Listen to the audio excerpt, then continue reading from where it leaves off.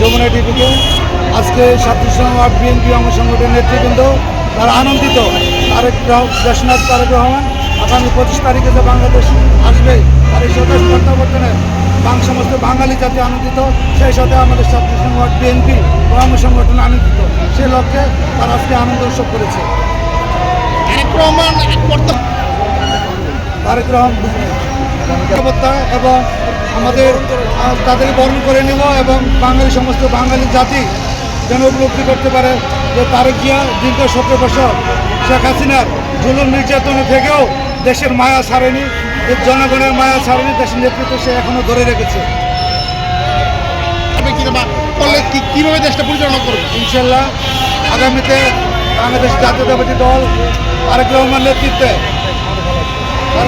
নেতৃত্বে আগামীতে বাংলাদেশের যে আসন আছে সমস্ত আসন অবশ্যই বাংলাদেশ জাতীয়তাবাদী দল পাবে ইনশাল্লাহ।